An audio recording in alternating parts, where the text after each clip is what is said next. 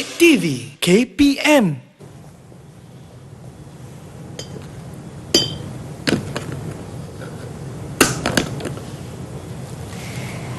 Lah, cikgu kat sini rupanya. Hai. Puas saya cari kat depan, kat belakang. Cikgu kat sini buat apa? Saya nak buat teh. Nak cuba tak? Boleh, saya pun kebetulan haus lah cikgu. Hari ni cikgu nak buat teh bunga. Wah, Teh menariknya. bunga. Nak try tak kombinasi? Boleh campur bunga-bunga. Boleh? Boleh. Boleh tak kalau saya nak minum teh bunga ros dan osmanthus? Ya, kebetulan cikgu ada. Okey. So, pilih bekas pula. Oh, bekas? Yang ni, Rina nak guna ni ke atau yang ni? Saya suka yang putih cikgu. Putih lah. Kalau macam tu, saya guna ni lah. Cikgu nak guna tu? Ya? Tak boleh cikgu. Itu kan kaca. Nanti kalau kena air panas pecah. Jangan risau, Rina. Kaca ada beberapa jenis. Dan kaca ni, dia tahan panas. Oh, kaca ada macam-macam jenis ya? Ya, ada berapa jenis. Alamak, cikgu, saya ni kurang faham lah tentang kaca ni. Tak apa, Rina. Kalau tak faham, jom masuk kelas cikgu. Nanti Boleh? cikgu ajarkan. Okeylah.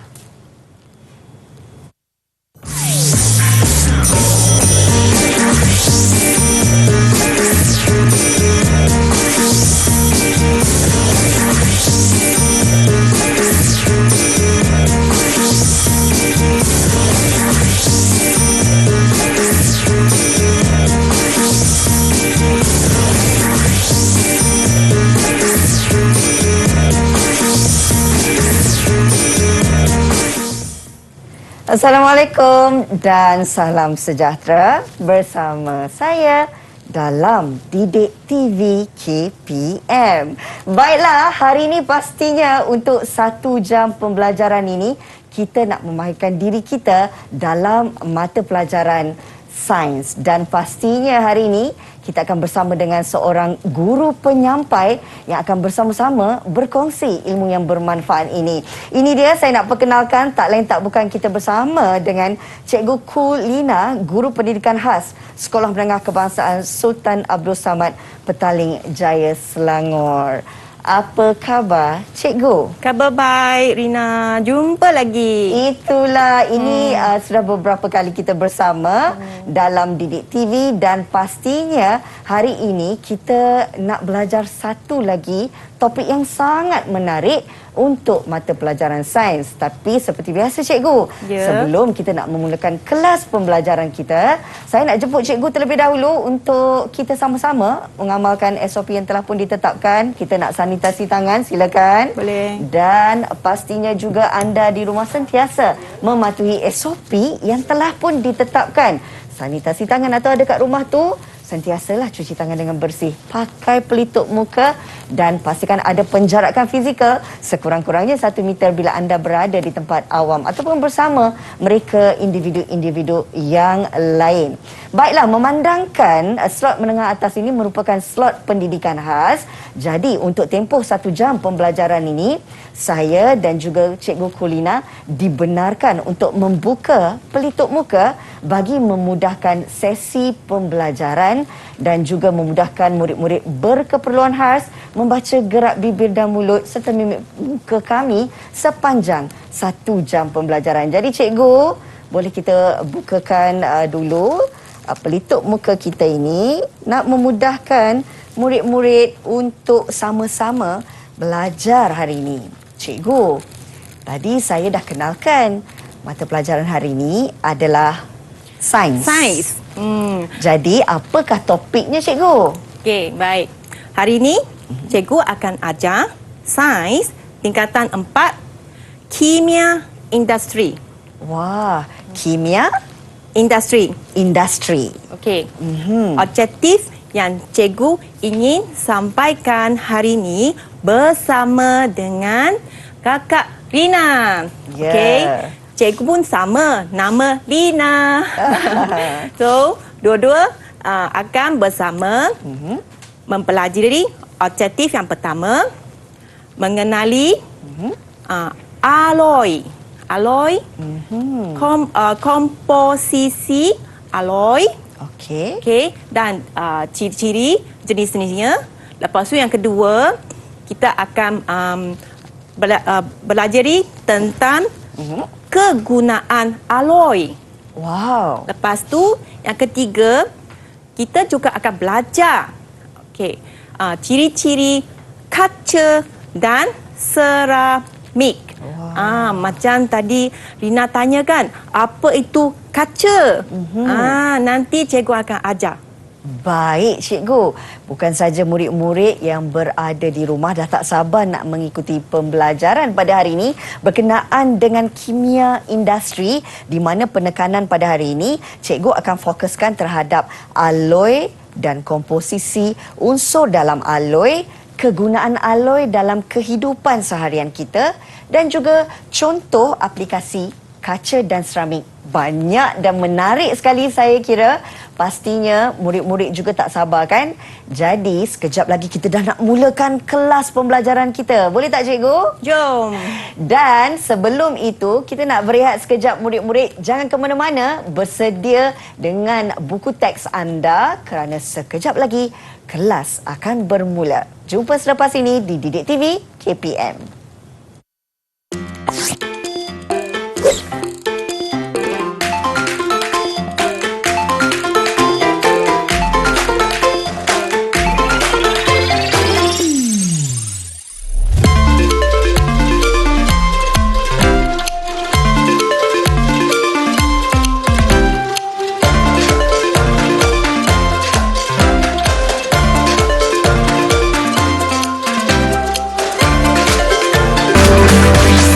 Didik TV KPM. Didik TV KPM. Terima kasih kerana masih lagi terus bersama kami dalam Didik TV KPM. Seperti yang dijanjikan, kelas kita akan bermula sekarang ini di mana ia memberi fokus terhadap slot menengah atas bagi pendidikan ataupun mata pelajaran sains khusus untuk adik-adik yang berada dalam pendidikan khas. Cikgu, kalau menyentuh tentang topik yang kita nak kongsikan pada hari ini, sebut tentang seramik, sebut tentang kaca, saya faham. Tapi kalau cerita tentang alloy ni, saya ada banyak kemusykilan. Alloy ni sebenarnya apa, cikgu? Okey, baik. Alloy, dia adalah campuran beberapa jenis logam atau campuran logam dan bukan logam. So, sekarang kita tengok dulu dia punya struktur atom. Struktur atom, alloy dan logam tulin. Kita tengok di sini. Baik. Okey. Okey, yang sini kita boleh nampak ini adalah atom. Atom logam tulin. Ini atom logam tulin. Okey. Okey, bila ada proses pencampuran, macam tadi, Kakak Rina mau campur teh bunga kan, betul tak? Betul. Campur teh bunga ros dan juga osmanthus. Bila kita campur berlainan jenis bunga, rasa yang kita akan dapat pun lain. Betul, sama cikgu. dengan alloy. Alloy juga sama, berlainan jenis logam kita campur, kita akan dapat alloy yang berlainan jenis. Okey, so sebelum kita pergi jauh, kita tengok struktur dulu. Bila struktur atom logam tulin, dia ada proses penalloyan. Penalloyan tu maksud kita ada campuran logam dan campuran bukan logam. So, inilah bentuk atom alloy. Okey, alloy macam ni. So, sini melalui proses, dia akan pergi ke sini. Okey, daripada gambar raja di sini, kita dapat lihat susunan atom. Atom dalam sini, dia teratur dan dia berlapis. Okey, so dan di sini, dia senang mengelusur. Bila daya dikenakan, bila kita tolak, kita kenakan daya, dia senang untuk menggelunsur.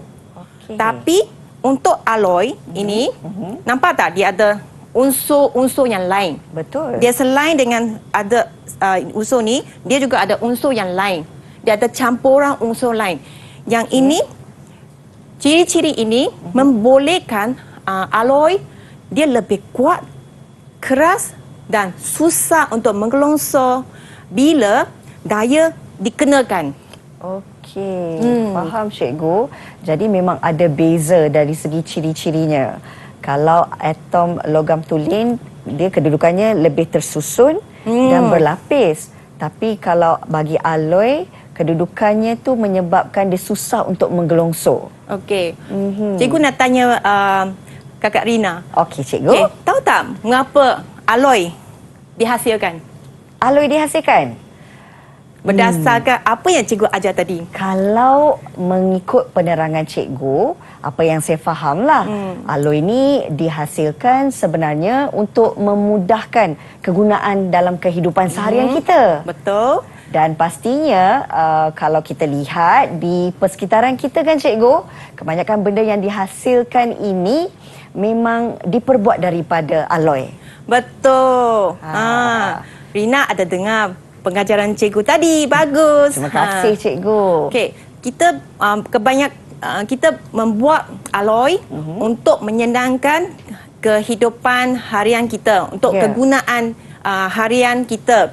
Sebab alloy dia lebih keras berbanding dengan logam tulen. Baik. Okey.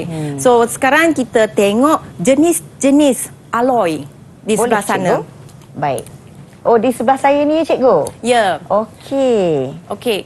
Alloy yang kita belajar untuk sains tingkatan 4, kita ada keluli pertama. Okey. Lepas tu kita ada pewter. Lepas tu ada gangsa. Lepas tu loyan Loyang. dan duralumin. Duralumin. Okey. So sebelum cikgu nak jelaskan lagi, Okey. tengok warna dia. Okey. Di atas tu cikgu ada tunjuk. Betul. Untuk yang logam warna kuning. Okey. Untuk yang separuh logam warna merah. Untuk yang bukan logam warna biru. So nampak tak? Tadi cikgu sudah beritahu. Alloy adalah campuran antara beberapa jenis logam atau campuran logam dengan bukan logam. So untuk yang keluli, kita akan nampak dia adalah campuran besi dan kuprum. Kuprum. Besi dan kuprum. Okey, itu untuk keluli. Okey, Baik. unsur-unsur yang cikgu tunjuk di sini sudah belajar di bab 8. Sekarang kita sudah sampai bab 9. Cikgu rasa murid-murid masih ingat lagi ya. Okey. Lepas tu kita tengok pula pewter. Okey, pewter. Pewter kita ada campuran timah. Okey, timah. Lagi satu yang cikgu ingin beritahu adalah murid-murid kena tengok peratus dia. Okey. Peratusan yang berbeza, dia akan menghasilkan benda yang berbeza juga. Okey. Kita tengok kalau untuk pewter, kita perlukan timah 96%. Okey. Lepas tu kuprum 3%. Lepas tu kita ada antimoni 1% untuk menghasilkan pewter. Okey. Cikgu, saya ada soalan. Jadi maksudnya di sini antimoni 1% itu adalah separuh logam ya? Ya. Nampak dia ada campuran separuh logam dan logam. Okey, baik. Okey. Seterusnya cikgu? Satunya kita pergi tengok gangsa. Gangsa kita tengok dia ada campuran kuprum dan timah. Lepas tu cikgu juga ingin ingatkan lagi peratus dia sangat penting. Okey. Boleh rujuk di buku teks sains tingkatan 4, semuanya ada dalam. Okey. Sebab anda telah belajar jadual berkala di bab 8. Jadi cikgu ringkaskan dan tunjuk di sini. So, lepas tu kita pergi kepada loyang. Lepas tu dia ada campuran kuprum dan zinc. Okey. Nampak tak? kita ada berapa kuprum. Dan kita sudah hasilkan berlain-lain jenis alloy. Betul lah, Okey, cikgu. kuprum boleh hasilkan, boleh ada dalam pewter, dia boleh ada dalam gangsa, dia boleh ada dalam loyang. Dan dia juga boleh ada dalam duralumin. Tapi peratusannya berbeza ya, cikgu? Ya, dia peratusan dia berbeza. Itu yang cikgu ingin anda perhatikan betul-betul. Okey. Selepas tu, kita tengok pula. Tadi cikgu kata dia senang kita untuk kegunaan harian. Betul. Mengapa dia senang? Kita tengok yang keluli. Keluli sebab dia kuat. Dia kuat.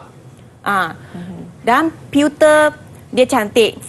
Okey. Betul. Untuk keluli, saya ada sediakan, cikgu ada sediakan beberapa keping gambar. Boleh tak Kakak Rina tolong tampalkan? Boleh, cikgu. Okey. Berdasarkan kepada ciri-ciri jenis alloy itu ya.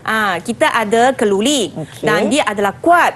Rasanya mana satu? Saya rasa kereta api, cikgu. Ya, biasanya keluli diguna untuk buat landasan kereta api. Minta tolong tampalkan. Saya tampalkan di keluli. Ya. Okey, baik. Lepas tu, untuk pewter, dia berkilau dan dia cantik. Nah, biasa kita boleh guna untuk buat frame gambar. Ini cikgu. Oh, pewter. cepat Kakak Sebab Rina cantik. belajar. Okey. Boleh tolong tampal? Boleh, cikgu. Jadi ini contoh pewter. Dan kebiasaannya kan, cikgu, pewter ni memang banyak digunakan sebagai barang hiasan rumah. Ya, barang-barang hiasan. Baik. Okey. Lepas Seterusnya? tu kita tengok pula gangsa.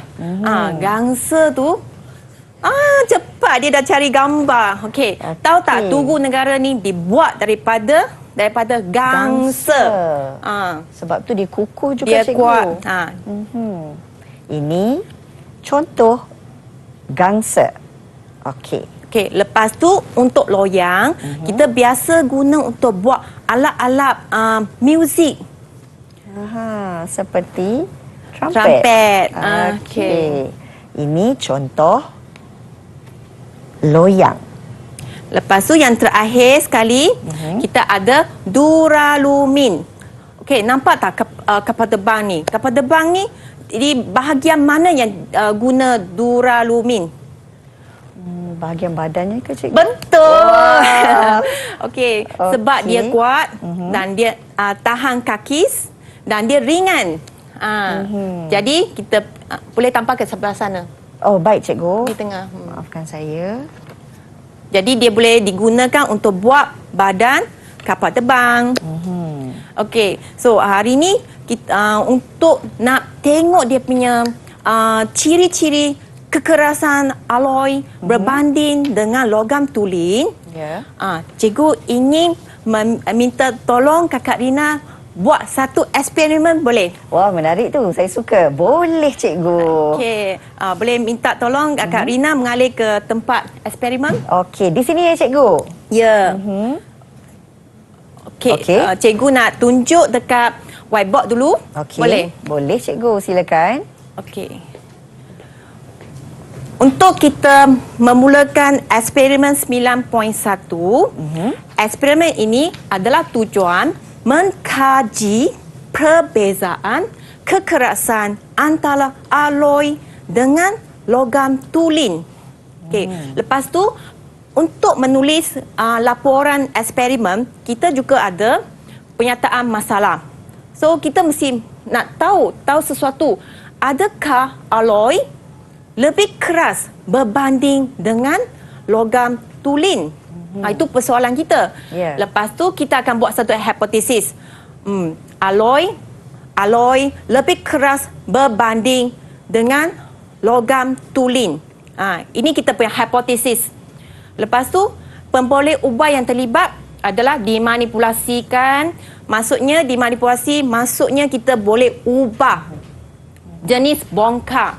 Jenis bongkar yang kita guna hari ini ada gangsa dan kuprum. Okey.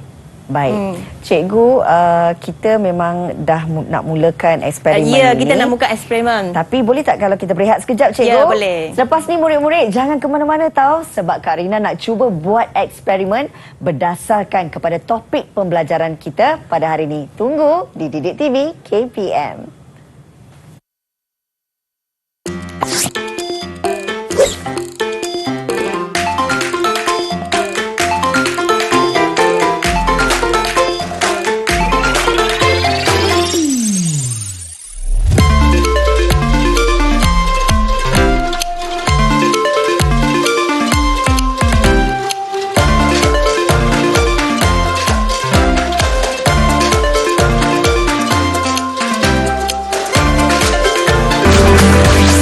Didik TV KPM. Didik TV KPM. Baiklah murid-murid, kita masih lagi dalam pembelajaran untuk sama-sama memahami tentang ciri-ciri dan juga sifat alloy yang mana yang telah pun diterangkan oleh Cikgu Kulina. Cikgu tak sabar rasanya nak buat eksperimen ni. Tapi sebelum tu apa yang Cikgu ingin terangkan terlebih dahulu? Okey, sebelum kita mulakan eksperimen, kita kena tahu dulu dia punya langkah-langkah. Okey, bahan dan radas apa yang kita guna. Okey, lepas tu kita tengok dulu. Untuk yang bergerbas, kita kena tengok dia punya diameter lengkup pada bongkar logam. Lepas tu dimalakan, kita guna bola keluli yang sama. Tak boleh tukar-tukar. Okey. Sebab dia dimalakan. Bila dimalakan, kita tak boleh tukar. Benda tu tetap. So, ketinggian pemberat, kita ada ketinggian pemberat 50 cm. Lepas tu, jisim pemberat, kita ada 1 kg pemberat. Okey. Susunan radas adalah seperti macam ni. Kita ada ini kaki retot. Benda ni boleh tengok di buku teks sains tingkatan 4 kita ada. Lepas tu ada mengikut buku teks kita gunakan benang untuk ikat pemberat. Lepas tu ada pembaris meter, bola keluli, cellophane tape. Kita kena tapekan bola keluli supaya dia tak gerak. Okey. Okey. Lepas tu bongkar kuprum yang kita akan tukar dengan gangsa Bongkar nanti. gangsa. Okey. Baik. Untuk yang kuprum, cikgu dah buat 1, 2, 3 cubaan. So, bacaan yang cikgu dapat, cikgu catatkan dulu. Okey, lepas tu kita minta tolong Kakak Rina buat untuk gangsa. Okey. Okey. Pertama, kita kena macam ni, letakkan bongkar gangsa, tukar kuprum kepada gangsa. Okey, yang saya pegang ni adalah bongkar gangsa, yang sudah pun diletakkan bola keluli dan juga telah pun dilekatkan dengan pita cellophane. Okey, baik. Saya akan boleh gunakannya. letak di bawah. Oh, beratnya cikgu. Okey, saya akan letakkan di bawahnya. Susun di bawah. Okey. Sebentar ya. Ada tak? Okey. Okey, dah masuk cikgu. Okey, naikkan dia Naikkan 50 pemberatnya, cm. ya. Naikkan pemberat 50 cm. Pemberat ni beratnya saya rasa 1 kilogram ni. Dah lepaskan. Oh, Untuk hentak ke lepaskan? bawah. Lepaskan. Baik. Ini dalam ketinggian 50 cm dengan berat 1 kilogram. Saya akan lepaskan dalam kiraan 3, 2, 1. Okey, baik. Sekarang kita tengok dia punya ukuran berapa cm. Ukurannya. Guna pembaris. Okey. Oh, ada lekuk lah cikgu. Baik. Ini pembaris yang akan saya gunakan untuk mengukur lekuk hasil daripada daya yang tadi kita dah lepaskan melalui pemberat itu. Okey, saya dapat dalam 0.3 cm, cikgu. Okey, baik. Saya tuliskan di sini. Okey, kita cuba lagi. okey. Cuba lagi. Ulang langkah ni 2 kali lagi. 2 kali lagi? Okey. Baik, cikgu, saya cuba. Cuba di tempat lain. Di tempat ni saya cuba di tengah pula untuk kita lihat sama ada lekuknya sama ataupun tidak ya cikgu. Ya. Baik. Seronok juga lama dah tak buat eksperimen sekolah cikgu. Kita akan angkat sekali lagi pemberat ini, masukkan di tengah-tengah lubang merahnya. Okey. Kena berhati-hati ya murid-murid. Dan kebiasaannya kita lakukan di makmal. Dan hari ini saya akan tunjuk contohnya dalam studio untuk sama-sama kita belajar. Dalam ketinggian Naikkan dia. Okey. 50 cm. 50 cm. Lepas tu lepaskan. Saya lepaskan sekali lagi. Baik. Okey. Mari kita lihat. Tengok bacaan dia berapa. Saya kira ukur dulu diameternya. Berapa? Lebih kurang 0.3 cm, cikgu. Okey, tak apa. Sama. Ulang lagi satu kali. Sekali lagi. Ya. Baik, cikgu. Mana pula bolanya terlekat pula di sini. Okey. Kuat juga hentakan tu, cikgu, sampai bola keluli ni lekat pada pemberat. Sekali lagi saya akan ubah kedudukan bola keluli ni dan tampalkan dengan pita cellophane. Lepas tu kita ulang. Kita ulang semula kaedahnya. Angkatkan pemberat ini, masukkan bola keluli di tengah-tengah yang sudah pun berlubang. Kemudian pemberat ini diletakkan pada ketinggian 50 Dan cm. lepaskan. Kita lepaskan sekali lagi. Okey, baik. Kita tengok. Kita Apa tengok bacaan hasilnya. kali ini pula? Okey. Lebih kurang sama je, cikgu, kedudukan dia. Kena ukur. Baik, cikgu. Masih sama, 0.3 cm. Okey. Ada perbezaan sini. Okey, cikgu kira dulu purata. Kalau purata sama ni 0.4. Betul. Yang ni 0.3. So, boleh tak Rina beritahu mengapa ada perbezaan di antara dia punya diameter lengkuk dia? Mengapa ada Betul lah, beza? cikgu. Memang ada beza. Kalau kita lihat dari segi lekuk pada bongkah kuprum 0.4 lebih besar. Dan kemudian Gangsa pada lebih kecil. Gangsa lebih kecil. Ini menunjukkan apa? Ini menunjukkan apabila daya ataupun pemberat dilepaskan, jadi bongkah gangsa ini sukar untuk menggelongsor. Betul. Dan sebab itulah lekuknya lebih kecil berbanding bongkah kuprum ni, cikgu. Betul. So, jadi kesimpulannya kita boleh buat gangsa adalah lebih keras berbanding dengan kuprum. Okey, Jadi, faham. adakah hipotesis ini diterima? Sangat diterima, cikgu. Okey. So, kita boleh tulis kesimpulan dekat sini ya. Okey, faham. Alright. So, baik. Itu tentang alloy, cikgu.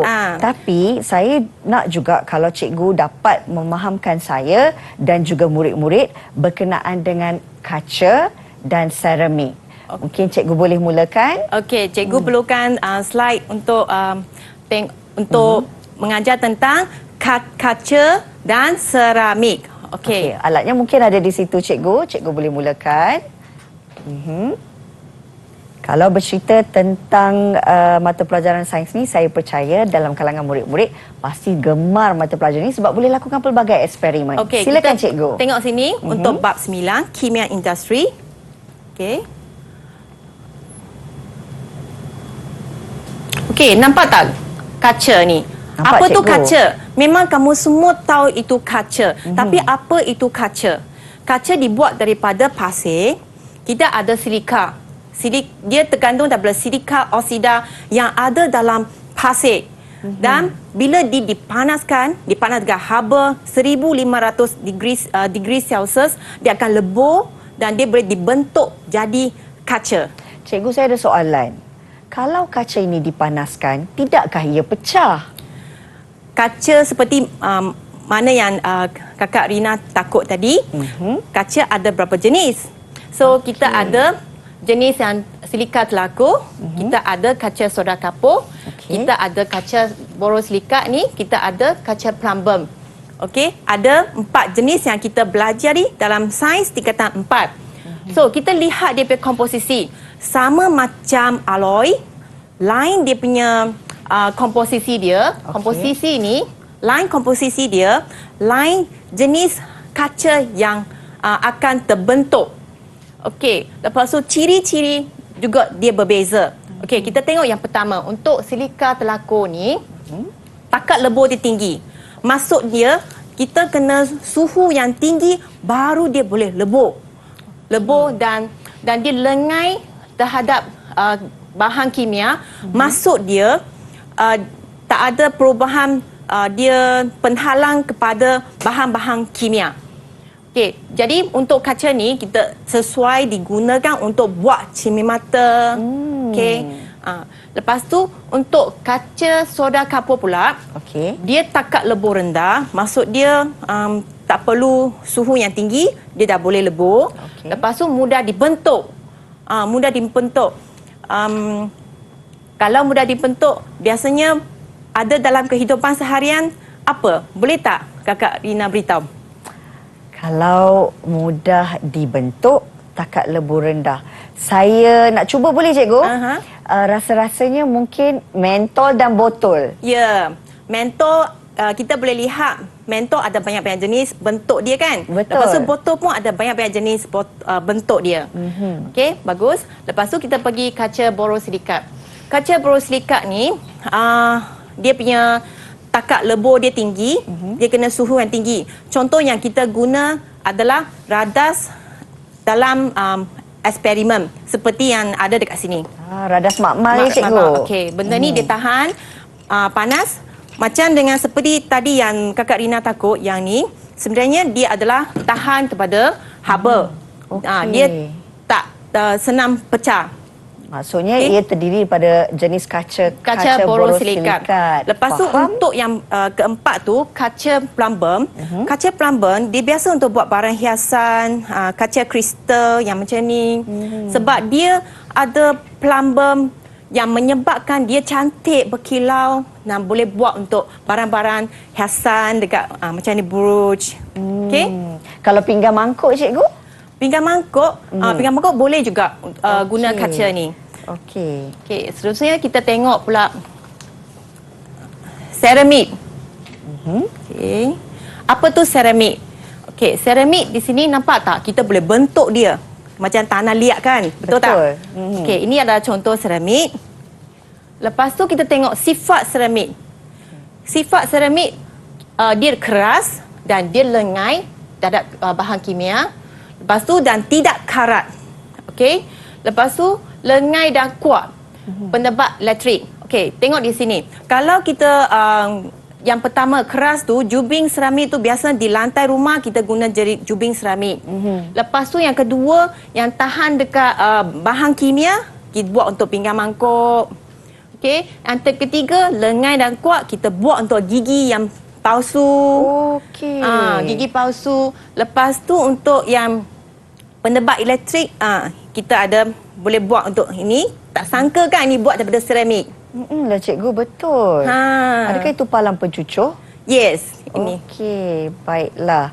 Itu antara sifat dan juga contoh yang diberikan oleh Cikgu Kulina berkenaan dengan seramik dan juga contoh kaca tadi. Cikgu, kita berehat sekejap. Okey. Kita akan kembali semula murid-murid selepas ini dalam pembelajaran yang sangat menyeronokkan Sains Tingkatan 4 tentang industri kimia ataupun kimia industri. Selepas ini kita akan sambung kembali pembelajaran kita di Didik TV KPM.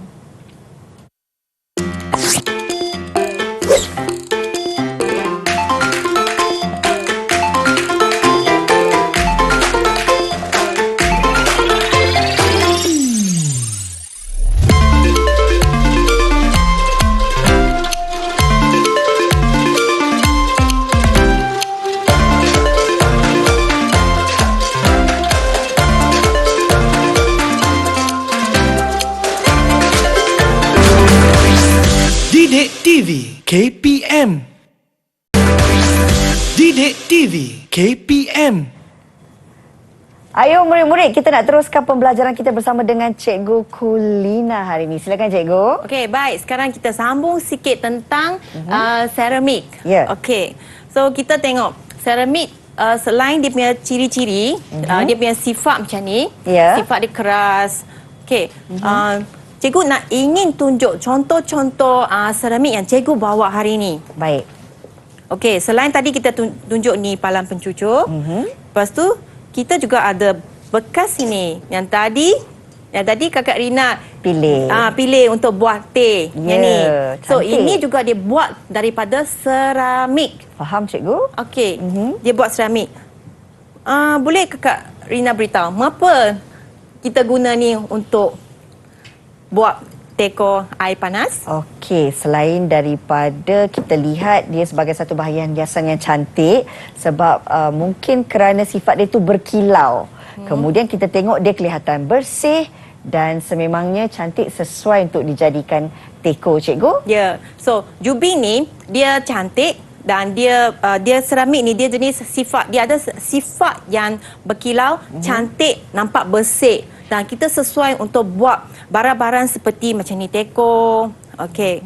So, selain tu dia juga ada sifat yang tahan dekat haba dan dia keras. Lepas tu cikgu juga ada bawa dia punya ni. Benda ni, tahu tak apa benda ni? Kalau dari jauh saya nampak ia hanyalah hiasan saja, cikgu. Hiasan. Nampak tak banyak kegunaan seramik.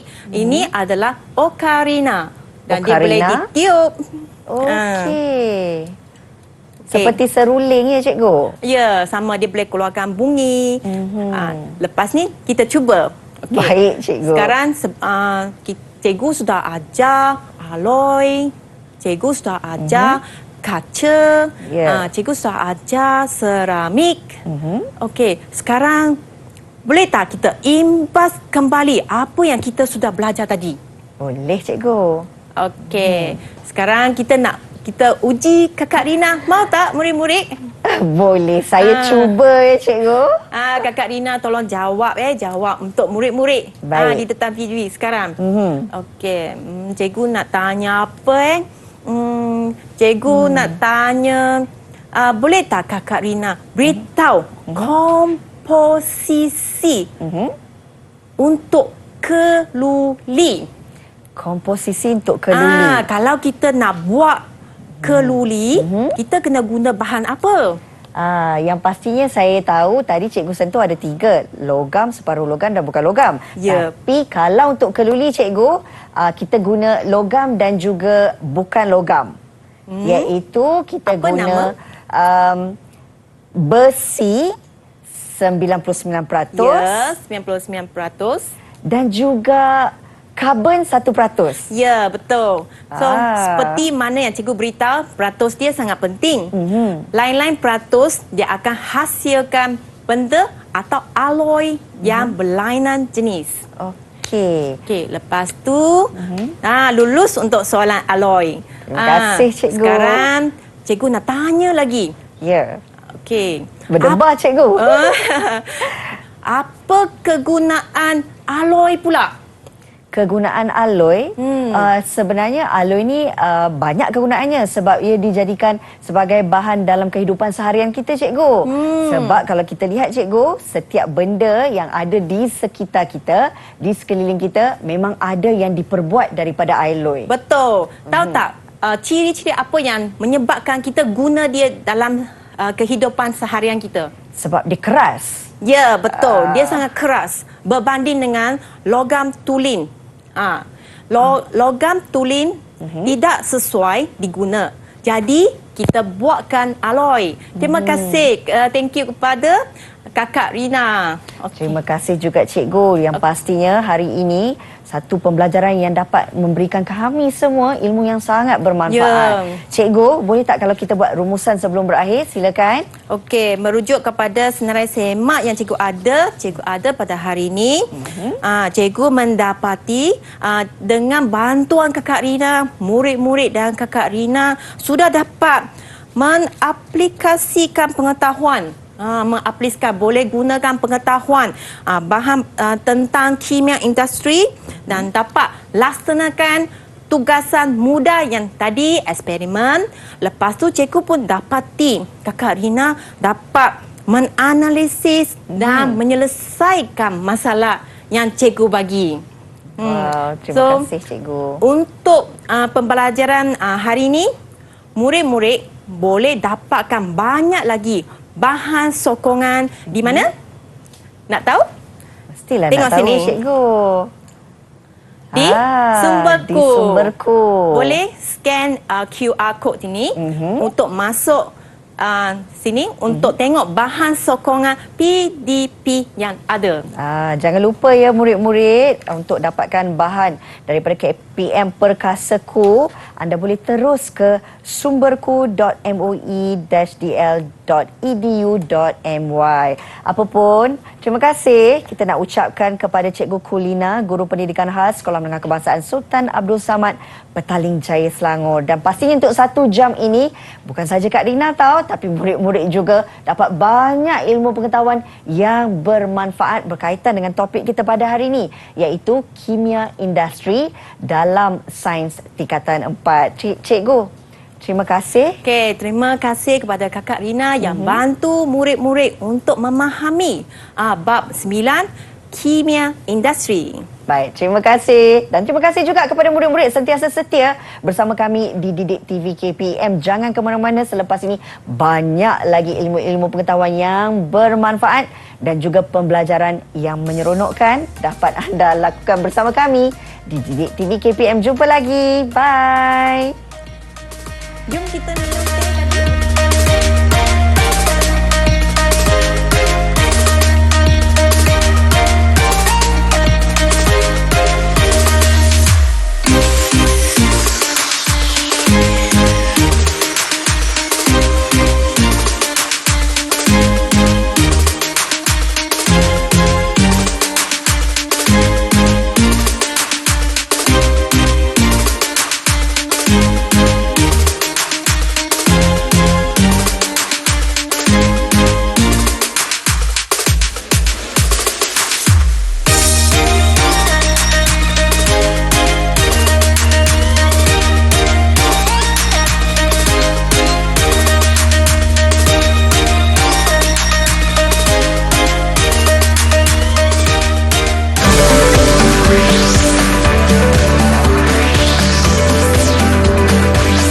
Didik TV KPM